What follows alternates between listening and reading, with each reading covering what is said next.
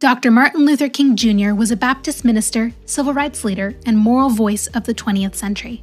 He is best known for leading the fight against racial segregation and injustice through nonviolence, faith, and love. In February 1968, just 2 months before his death, King preached a sermon called The Drum Major Instinct. In this sermon, King draws from the passage in the Gospel of Mark where James and John ask to sit at Jesus' right and left. King calls this the drum major instinct. It's the urge to be noticed, to be recognized, to be out front. A drum major doesn't just walk with the band, he or she leads it. And King says, in one way or another, we all want that role. Importantly, King does not say this instinct is bad.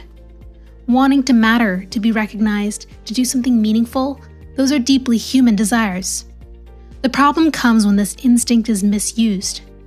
When the need to be first turns into ego, competition, or domination, it can cause real harm. King's central message is simple but challenging. Don't destroy the instinct, redirect it. Instead of trying to be first in status, wealth, or power, we should strive to be first in service, love, generosity, and justice. This sermon is both a warning and an invitation. It warns us about how unchecked ego can distort our lives and society. But it also invites us to redefine greatness itself, not as being above others, but as serving them. The problems with the drum major instinct. Martin Luther King Jr. says the drum major instinct becomes dangerous when it goes unchecked. When the desire to be first isn't guided by love or humility, it can distort both individuals and societies. One major problem is ego-driven behavior.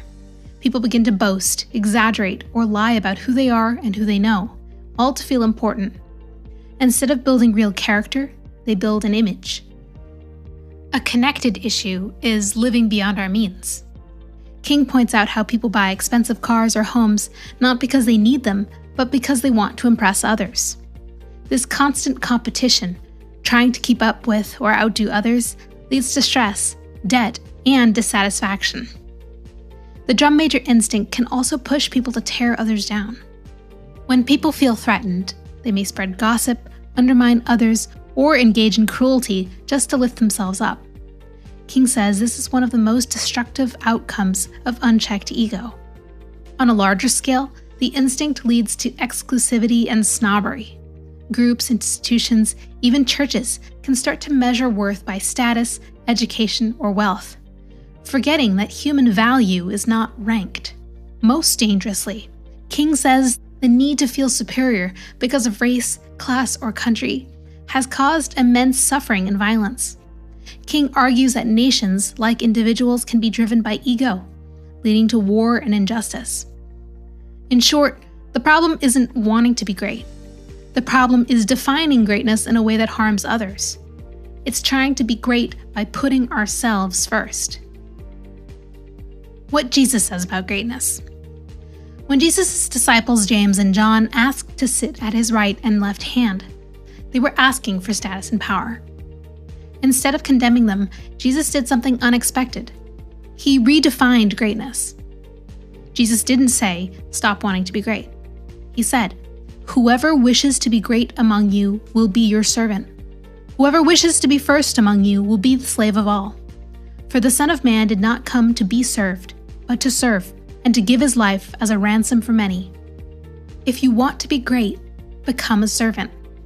According to King, Jesus understood the drum major instinct and chose to redirect it, not erase it. Jesus taught that true greatness is not about position, titles, or recognition. It's about service. The greatest person, he said, is the one who serves others with love.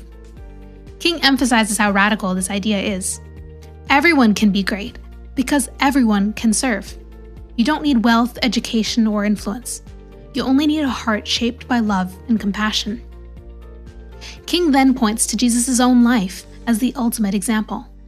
Jesus had no wealth, no political power, no formal credentials, yet his life, defined by service and sacrifice, changed the world more than any empire or army.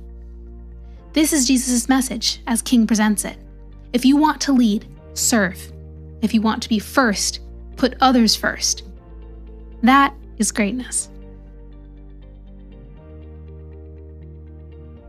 Near the end of the sermon, exactly 2 months before he was shot and killed, Martin Luther King Jr. does something haunting and deeply personal. He imagines his own funeral. He says he doesn't want a long service. He doesn't want people to list his awards, his degrees, or even his Nobel Peace Prize. Those things, he says, are not important. Instead, King wants to be remembered for how he lived. He hopes that someone will say that he tried to serve others, that he tried to love people, that he stood for justice, peace, and righteousness, that he fed the hungry, clothed the poor, and visited those in prison. Then he says one of his most famous lines. Yes, if you want to say that I was a drum major, say that I was a drum major for justice. Say that I was a drum major for peace. I was a drum major for righteousness. And all of the other shallow things will not matter. King's message is clear. What matters most is not what you achieve for yourself, but what you give to others. Titles fade, possessions disappear, but a life committed to love and service leaves a lasting mark.